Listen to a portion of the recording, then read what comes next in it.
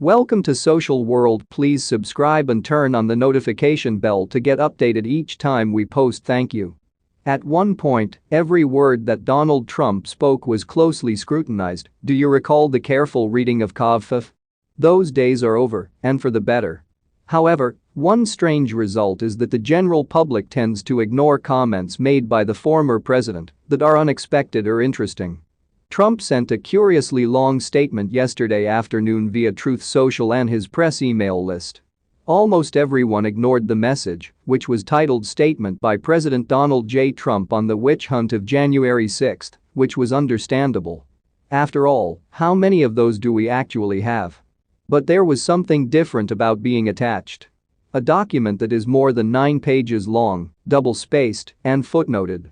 It appears to give a preview of the defense that Trump would use if he is charged with being involved in the violent uprising that day in 2021. Everybody saw what happened and how Trump encouraged the riot, and evidence since then has only strengthened his culpability.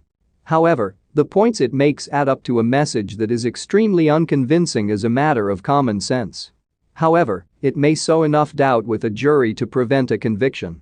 The special counsel appointed to investigate Trump matters including January 6 and his hoarding of classified documents at Mar-a-Lago, Jack Smith, is moving quickly toward possible indictments, despite the fact that trying to read too much into shadowy actions by prosecutors is usually fruitless. Smith is under a tight deadline, but he is also making aggressive moves, such as attempting to question a Trump lawyer under the crime-fraud exception, which circumvents attorney-client privilege in certain cases if it might cover up a crime. Trump or any other Republican would likely shut down a case if they become president on January 20, 2025. The statement that Trump issued yesterday combines new and old ideas. It is written in the first person, and some of it reads as if it were written by Trump or someone who is very familiar with how he talks. Other parts of it, like the careful legal footnotes id.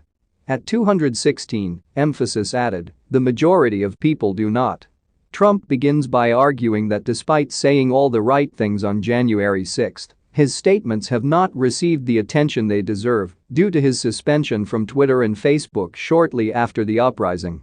The former executives of Twitter followed the wishes of Joe Biden and the FBI in censoring me and canceling my account, he writes. These tweets were concealed from the public's view for almost 2 years. Even after his accounts were suspended, it has actually been relatively simple to locate Trump's statements from January 6. His accounts have recently been reinstated on Twitter and Meta, the parent company of Facebook. Additionally, the message's content is not particularly vindicatory. I am requesting that everyone at the U.S. Capitol maintain their peace. No heinous acts. In one of them, he wrote, remember, we are the party of law and order, respect the law and our great men and women in blue. In another, he wrote, please support our Capitol Police and law enforcement. They are truly on our nation's side. Keep your cool. The problem is that these tweets came just hours after Trump told a crowd gathered in Washington, D.C., to fight like hell if they wanted to keep the country as they knew it, and had been telling his followers for weeks that the election had been rigged. The tweets came too late and insufficiently. By the time Trump dispatched them, rioters had already overpowered law enforcement and gained entry to the Capitol. He attacks a former aide to the former chief of staff Mark Meadows, who was a key witness for the House January 6 committee, in a swerve back to more Trumpian language. The U.S. Secret Service has also completely refuted the ridiculous and dangerous remarks made by a woman named Cassidy Hutchinson. This is not true at all. Other testimony confirmed that Trump was enraged that agents wouldn't drive him to the Capitol, but Hutchinson's second-hand account of a violent struggle in the presidential limousine was not supported. As he and his allies have done in the past, Trump asserts that he tried to ensure that sufficient police and National Guard personnel were present prior to January 6 and that former Speaker Nancy Pelosi and D.C. Mayor Muriel Bowser were negligent.